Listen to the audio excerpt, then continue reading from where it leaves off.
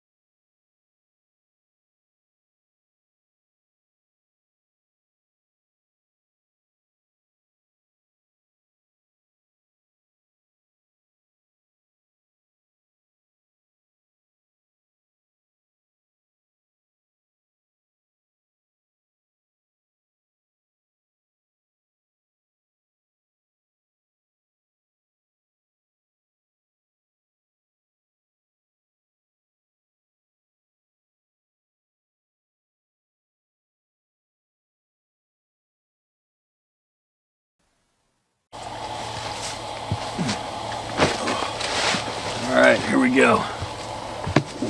Oops. Camp lazy boy. What do we got?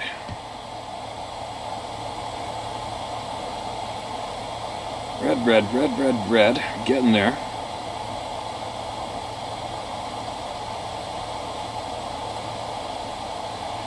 I hate missing people's emails. Everybody needs to be heard. All right, here we go. Titled Northern Wisconsin. My only sighting happened in 1981, right after I got out of the service. It was after bar closing, but I was driving around feeling out of sorts, like I didn't belong home anymore and certainly didn't want to remain in the service. It was squatted on the side of the road, waiting for me to pass by. It was moonlit and pretty bright outside. The moment I noticed it, it turned its head and looked right at me. All I could think of was, what the F is that? I continued on my way, kind of wanting to turn around and get another look, but mostly I just wanted to get the hell out of there. The next day, some friends, who I know doubted me, but being polite, returned to the area, but no tracks, and no sign of what I know I saw. I got a lot of ribbing over it, but I'm not sure how accurate my memory of the encounter is anymore. I sometimes think other people's stories have influenced what I think I remember. Fast forward to the middle 1990s. My brother and I bought a cabin even further north in Wisconsin. Lots of strange happenings started almost right away. From missing stuff, strange noise, orbs, both on our trail cameras, and my brother witnessed one big orange one. One particular stand I hunted near a very large swamp. Very often I could hear what sounded like children playing in the swamp. There couldn't have been anyone in that nasty swamp. It's too remote and ugly. I've been in it. My brother's stand, he often could hear people talking, but could never make out words. Trees falling, knocking, walking sounds, branches breaking. Most could be anything. On a solo trip a few years ago, unsure exactly, I was sitting at our picnic table after dark listening to the critters, wolves, we have elk nearby, white-tailed deer, bears, just enjoying a nice evening when the owls started. Lots of them. I've never heard that many and sounding agitated for some reason. As I listened from the west side of our cabin, I was curious and walked between the cabin and the woodshed to lean on my truck on the east side. Some sounded far back, some sounded very close. I was starting to feel kind of weird about it. The moment my arms rested on the bed of my truck, all noise stopped. I was thinking, how weird is that? When the sound of a car door slamming very close startled me, I turned my head to see who the hell snuck up on me without me knowing or hearing them, but no one was there. No car, no people, no tracks of anyone or anything. I have no idea how the sound of a car door can be imitated or why. I just considered it another weird thing until I heard someone else in a remote location heard a car door slam. My brother and I are both convinced we have some of these beings hanging around our cabin. He wasn't too convinced until a few years ago, and he even got some pictures of what we believe are our troublemakers. I do believe if they wanted to harm us, they could have at any given time. I just think that when we're nearby, they want to make sure we know we're not alone. Thank you for your service, and thanks for reading everyone's experiences. A lot of them I'm familiar with. Tim. All right, Tim, thanks, man. I don't care what anybody says. I think that's shitty luck when you have these things around your home or your private cabin. It just sucks. It just sucks. That's all there is to it. Nothing fun, nothing good comes of it. I mean, there's a handful of people out there to claim to have intimate relationships with these things. I don't mean sexual. I mean on a friendly basis, and they help each other, they protect us and watch over us, and on and on and on. And that's more on the rare side of the literally thousands of emails we receive together here, right? And I'm pretty sure when you said you saw a thing squatting down, you saw what you saw. Watching all these stories on this YouTube channel can't make your mind think that you possibly seen that, right? Otherwise we'd have a pile of people writing in all of a sudden, remembering what they saw and forgot about non-stop, I'd guess. But anyway, thanks for sending it in, man. And obviously you're going to hear from it in the comment section of people wondering where that photograph is that you mentioned. It's up to you if you want to send it, send away. If not, I'm okay, I'm good. Alright. Nothing like camping alone in the middle of northern British Columbia reading Sasquatch frickin' emails. Actually, on that note, I had this shit scared out of me today, somewhat. I came back this afternoon to camp and I was cooking some food right here. And you see I've got this tarp wrapped around my tent. My tent's behind me. This tarp's around a little pop-up shelter. It's very quick and easy for me. Mobile. I'm very mobile at any time. And I don't need that much comfort when I'm by myself. So anyway, I'm facing this way right here cooking, and I could hear something coming, like fast, without a doubt about it, coming straight at my camp. And I kind of kicked myself a little bit. I didn't feel threatened at all, because I didn't lunge for the rifle, which is right here, loaded at all times, right? Just for the 1 in a million. And this frickin' yearling mule deer came ripping, probably 10 feet behind my stove and table. Ripping by me, looked at me, stopped in the alders right there, spun around, looked at me panting, and then it went ripping in the wide open grass right here and did a big half horseshoe, panting, and then dove back into the well and disappeared. Like, wow. And thankfully a grizzly bear didn't come behind it, and a pack of wolves didn't come behind it either, so I don't know what spooked it. But then about 15 minutes later I saw a mature doe that way about 100 yards, and she didn't seem too spooked, so I'm sure she was looking for a yearling. Just thought I'd share that little tidbit. Now, my experience with these beings as a younger kid is the title. Hey Steve, thank you for your videos and sharing these stories. I'm only 24 years old, but I watch your videos frequently, and I really appreciate what you do. This experience has stuck with me since I was 10 years old. I grew up in a very rural part of Pennsylvania. My backyard was nearly a mile of forest.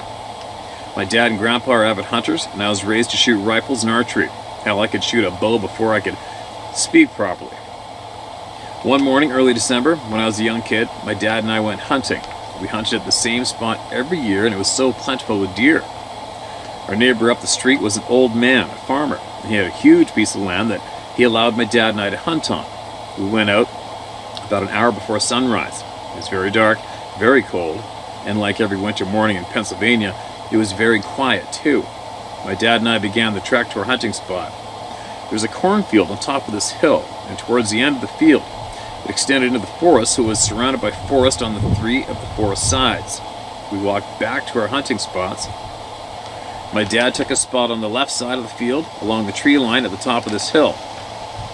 The field has a downward slope from left to right, and I took my spot against a tree on the far back right corner of this field, where the forest begins and the field ends. For context, we walked nearly a mile to get to our spot. Excuse me. This land was part of over 100 acres owned by the farmer, our neighbor, and he only let one other person hunt on that land. The other person we knew well, and he wasn't out there that morning. When I was sitting in front of me was the field. I could see my dad about 100 yards away, up the hill against the tree in his spot opposite from me, and behind him was dozens of acres of forest. To my left was the tree line that extended along the field, and the hill sloped down into the forest, so there was a stream at the bottom that flowed from my left to the forest behind me. And directly behind me was about 3 miles of nothing but forest. No houses, no people, nothing but woods. It's kind of funny hearing about 3 miles of forest behind you. But meanwhile, I think I've got 1,000 behind me this way. We have hunted the spot my whole life, before and after this experience. We have seen dozens of deer, we've had encounters with coyotes, and my home just 5 minutes up the street was frequented by black bears in my backyard. Lots of wildlife. My dad and I have seen every type of mammal that lives in PA on that property. Shortly after the sun began to come up, only the top halves of the trees were lit. I was still sitting in the shadows. The sun was rising through the forest behind me, and the forest silence was split out of nowhere by a sound that I can still hear even while typing this 14 years later. I can only describe it as what sounded like a wild man screaming. It sounded sad and also threatening, and it split the silence in a way that gave me chills and really freaked me out. It's hard to say how far away it was, but judging by the lack of echo and the volume, I guess it was maybe 50 yards behind me in the woods somewhere, with the sound being directed at me. My dad was too far away for me to speak with him, and we didn't have walkie-talkies because he would just come over to me when he needed to relay info. I could see my dad stand up and look in my direction, and then a few moments later there was another scream that came from much further in the woods, and was quieter and echoed. And then immediately after, the closer scream responded back at it, this time screaming into the forest, not at me. Now, Steve, I've seen and heard coyotes, and it was not a coyote. It was a distinctly human-like sound to it. I gathered my gear and my rifle, threw my bag on my shoulders, and immediately started running up to my dad. I was very afraid. It was a threatening experience that is still so vivid to me, to this day, all these years later. Now I'm a hiker and a hunter. I've spent hundreds of thousands of hours in the woods. I've encountered bear on solo hiking trips. I've had my run-ins with many animals and often keep my wits about me and know what to do in encounters. But what unnerved me the most about that morning was just how threatening the scream sounded. Whatever it was very clearly telling me to leave. When I got to my dad, I could tell he was shaken up too, and he never shows fear in the forest. My dad is a very stoic man. I don't think I've ever heard him curse my whole life, but to see him unnerved and remembering how I felt, that experience will stay with my whole life. To this day, I've never heard anything like it. This email has run longer than I intended. Thank you for everything you do, Steve. I appreciate you giving the people a voice. I've told this story to some of my hometown friends over campfires, and I've heard some crazy stories from some of my friends as well. Whatever these things are, I have no doubt of their existence, but I can't begin to speculate their intentions. Be safe out there, Steve. Thank you again. Best regards, your friend John. Okay, John, thanks for sending that in, man. And I'll just imagine how many people right now are shaking their heads in agreement with you because they heard the same scream, slash roar, slash whatever you want to call it. I'll bet you tens of thousands of people have heard that. What an unnerving thing to hear. And I hope I don't hear it the next week, or even tonight or right now. But thanks again for sending that in, John, all right? Appreciate it. Reading Sasquatch stories in the middle of remote BC alone. I don't think I'll have any nightmares tonight. Hopefully. I don't. 10 family members, including myself, have seen these beings. Hi, Steve. My name is... Alright. Hi, Steve. My name is Lola Brown. You may use my name because my give-a-damn busted a long time... You may use my name because my give-a-damn busted a long time ago as to what people think of me. I'm going to start off by saying thank you for this channel and the name Scott Carpenter. He lives in the same little town that I do in Tennessee. I'm from a family of 10 kids, and 6 of us have seen these things, along with other family members. I'm saving my story for now, as to tell them all would simply take too long. It all started when my parents moved to a house out in the country, as we call it. I was 6 or 7 years old. I'm now 62. But what happened to my mom and I is forever burned into my mind. On our first day at the house, there was a big leg bone, of some animal in the front yard. My mom told my brothers to throw it away. They did. Only for it to be in the same place the next day. This went on for 3 or 4 days. One night I was asleep on the couch. Something woke me up, scratching on the screened window. To my horror, there was a huge hairy being with red glowing eyes looking in at me. We looked at each other for a moment, and when I could move, I ran to my parents' bed. And that's where I stayed the rest of the night. I never told my parents about what I thought was a demon. One night my dad went to an auction, while my mom stayed at home with us kids. Mom and I was the only one awake when on our front porch came the most ungodly sound we have ever heard. It, God honestly, sounded like a woman being strangled to death. A horrible gurgling sound. This went on for what seemed like at least 30 minutes. As soon as my dad's headlights hit the house, it stopped.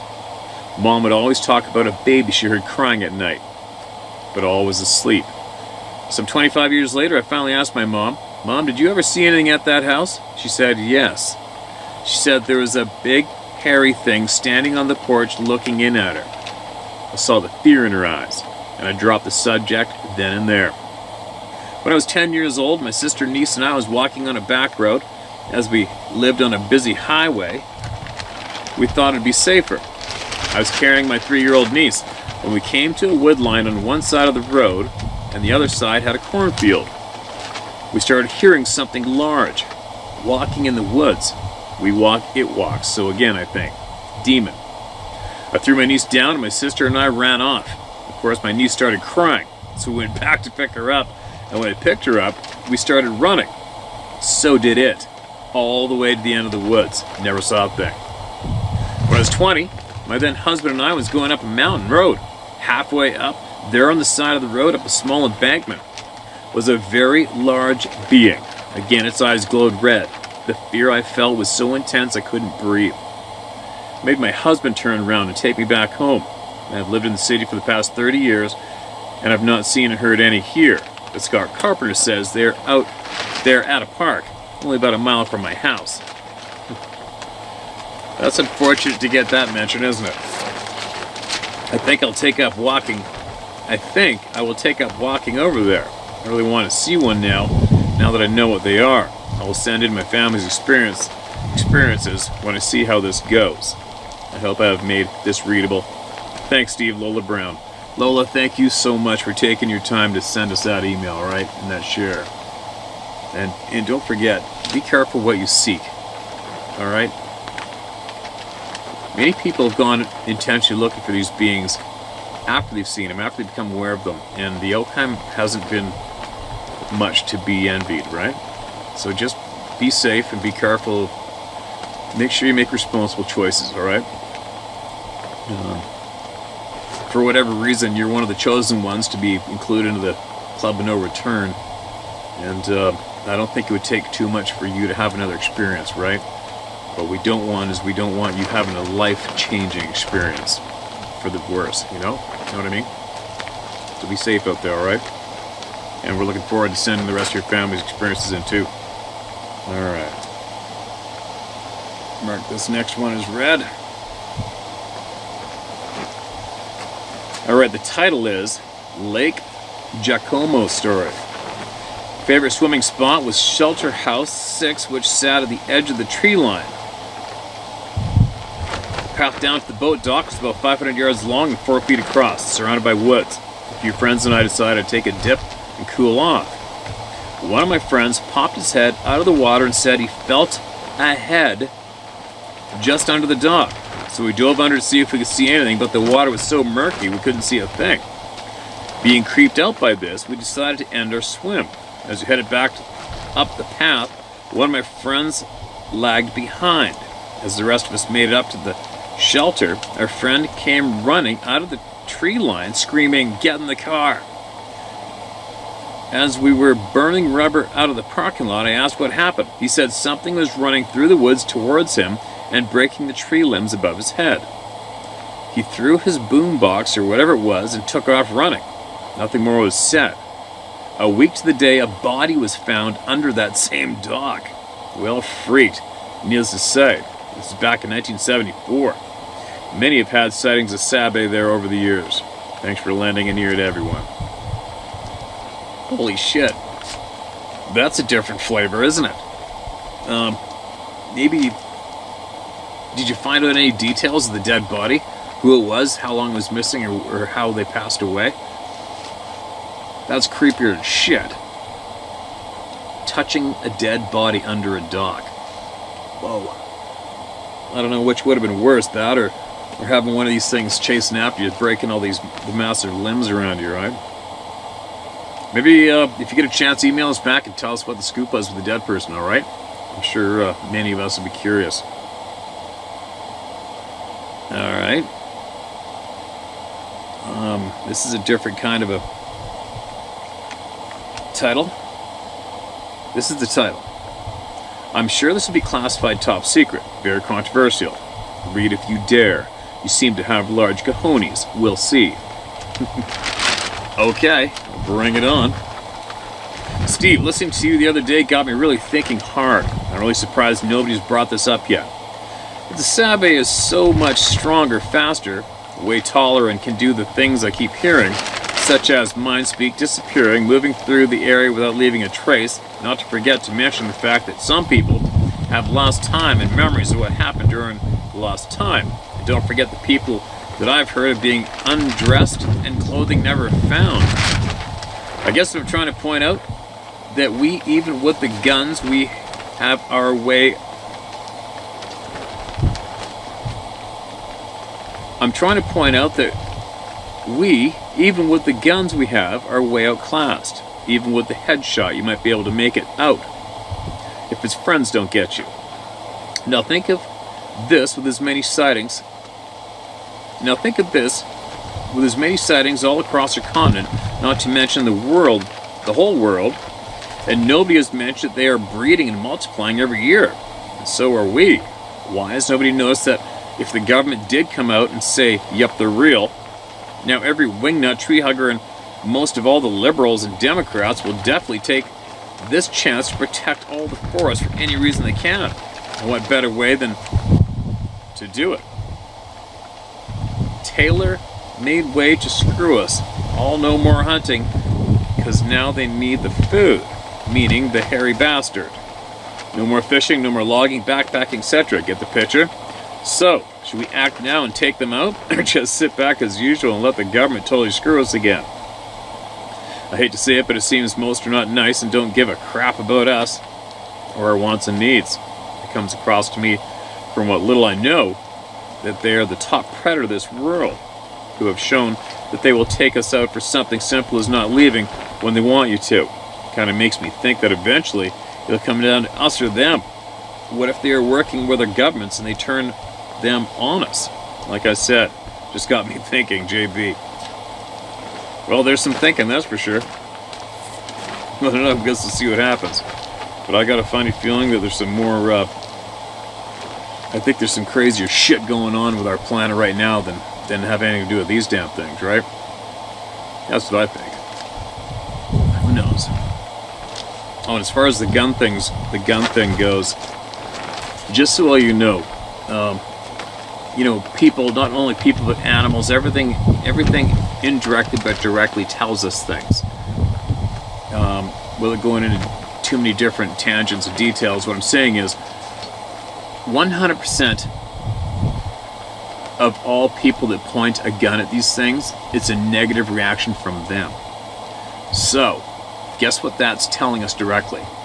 That guns will harm them. Alright? If our guns couldn't harm them, they'd probably smile when you pointed a gun at them, or they'd laugh, or they'd motion to you to pull the trigger. Go ahead, shoot me. It's not going to be shit. Right?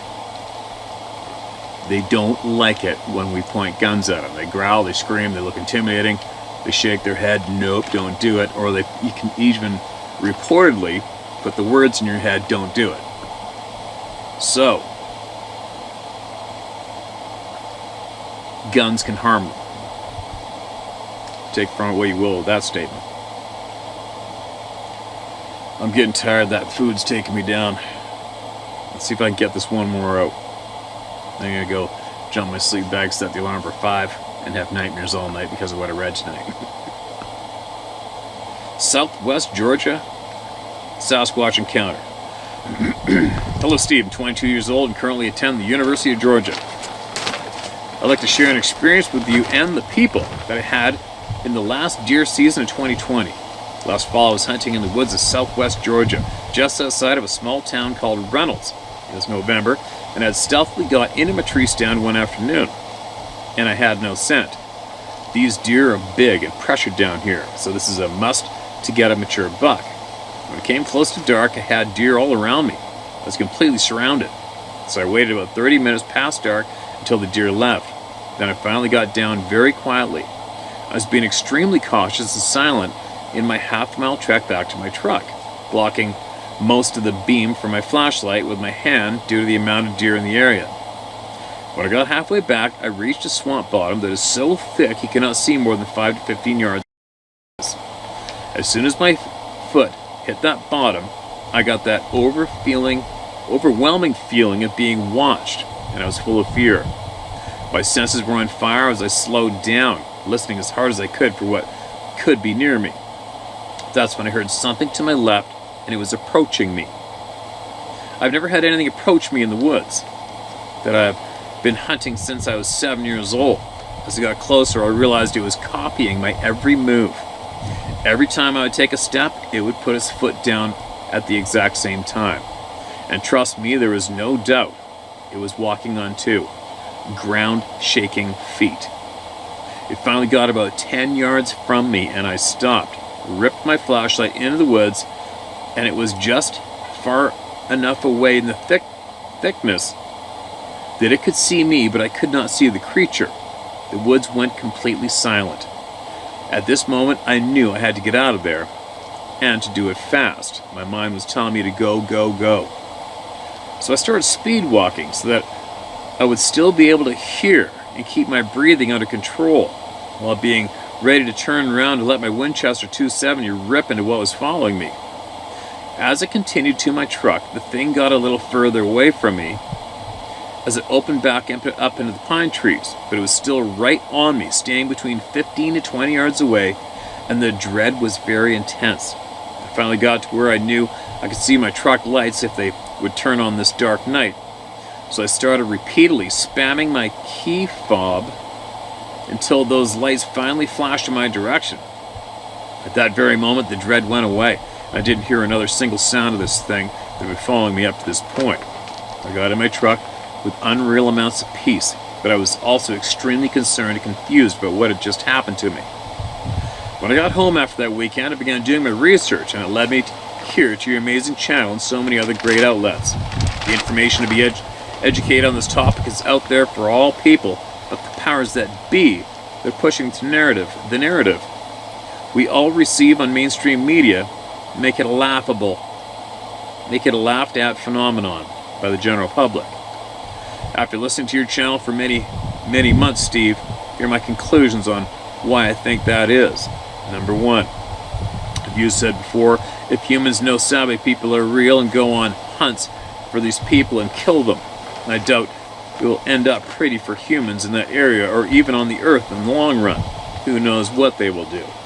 Number 2, if people find out there are 10-foot tall hairy monsters running around the woods, that we have no clue what their intentions are, but from what we have heard are many times not good, what is going to happen to the multi-trillion-dollar worldwide outdoor industry? I'd imagine a lot less people are going to venture out into the woods on hikes, go camping, and hunting, etc. These are some of my thoughts. Thanks so much, Steve, for what you do and making it possible for me to put the pieces of my puzzle together to know what happened to me and what is happening all around this planet. I'm eager to continue to push the people's narrative and take down these nasty governments that continually lie to us every day. It is through people like you that are making a real difference on this planet. Sincerely, Josh Bennett. Josh, making a difference right alongside you, man, and every single person that shares here with all you through me, and every single person that subscribes to this channel, right?